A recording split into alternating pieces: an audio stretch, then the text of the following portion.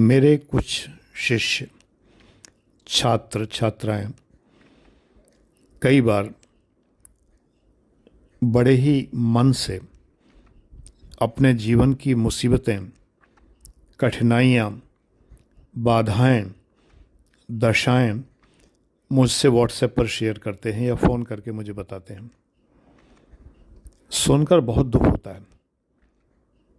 पिता माँ को मारते पीटते हैं, शराब पीकर घर आते हैं, भाई बहनों को पढ़ने नहीं देते, उनकी पढ़ाई के पैसों से शराब पी जाते हैं। पिता ने अपनी संपत्ति किसी अन्य औरत के नाम कर रखी है, उस औरत के पास पड़े रहते हैं। माँ पिता से तंग आकर माँ ने दूसरा विवाह कर लिया। 20 साल हो गए, 20 नहीं 20 साल हो गए, 20 तो बहुत लंबा समय हो गया। 20 साल हो गए, लेकिन जिससे विवाह किया वो भी मारता पीटता है, वो भी शराब पी के आने लगा, वो भी परेशान कर रहा है। लड़का परेशान है कि मैं क्या करूं गुरुजी। बहन का विवाह नहीं हो रहा, 35 साल की हो गई है, हर जगह दहेज मांगा जा रहा है, दहेज देने के लिए पैसा है नहीं। और कई बार ऐसा भी होता है कि सुंदरता के मानदंडों पर कोई कोई बिटिया खरी नहीं उतरती, उतनी सुंदर नहीं है जितने में उसका विवाह हो सके। ईश्वर ने उसे साधारण रंग रूप दिया है, क्या किया जाए। बेटियां शेयर करती हैं कि गुरुजी, ईश्वर ने मुझे इतना सुंदर क्यों नहीं बनाया कि मेरा विवाह हो सकता, मेरा विवाह नहीं हो रहा है। ऐसी समस्याएं मैं सुनता हूँ तो जितना दुख होना चाहिए उससे 10 गुना दुख मुझे होता है। 10 गुना क्यों होता है? क्योंकि इन समस्याओं का मैं कुछ कर नहीं सकता, मैं इन बच्चों की कुछ मदद नहीं कर सकता। मेरे पास कोई ऐसी अतीन्द्रिय शक्ति नहीं है, ऐसी कोई योग ध्यान की शक्ति नहीं है कि मैं इन बच्चों का भला कर सकूं। मैं भगवान से कहता हूं, क्यों नहीं मुझे ऐसी शक्ति दी। मैंने गेरुआ वस्त्र पहने 7 साल तक, लोग भ्रम में आने लगे थे कि मेरे अंदर कुछ शक्तियां हैं, चमत्कारी शक्तियां हैं, मैं उनका भला कर सकता हूं।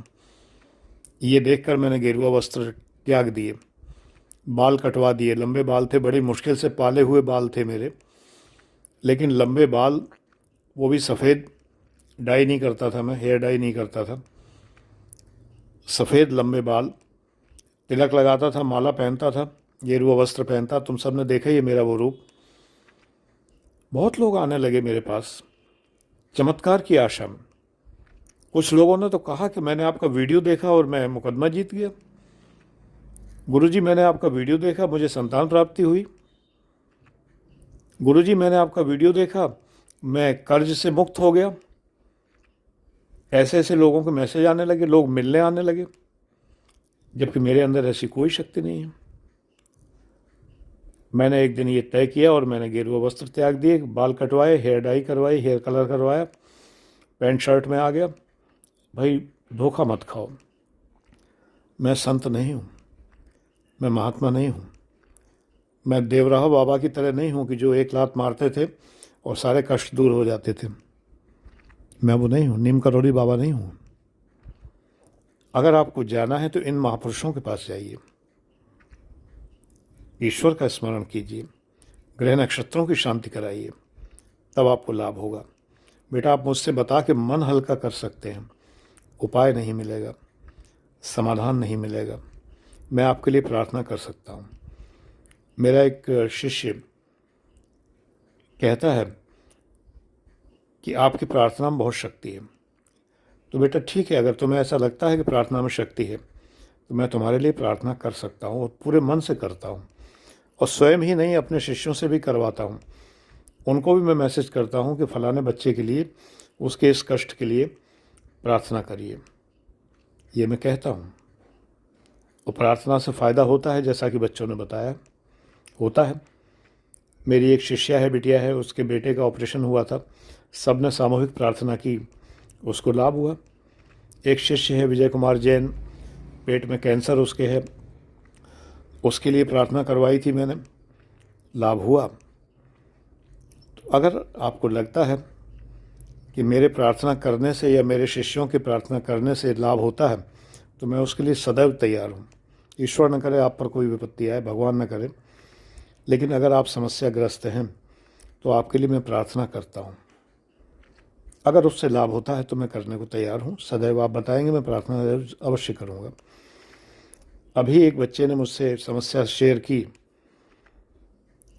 जिसने बताया कि उसकी माँ ने दूसरा विवाह कर दिया था और वो सुखी नहीं है, अभी भी चैन में नहीं है।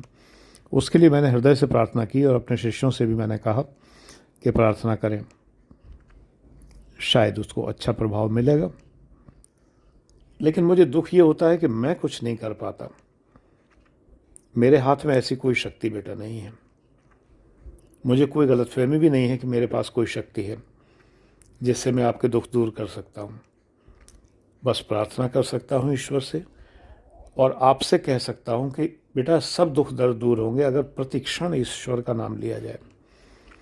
हर क्षण सांस सांस के साथ में ईश्वर, उसका नाम लिया जाए तो आपके दुख दर्द दूर होंगे। ग्रह नक्षत्रों का अनुष्ठान कराएं, दुख दर्द दूर होंगे। God bless you.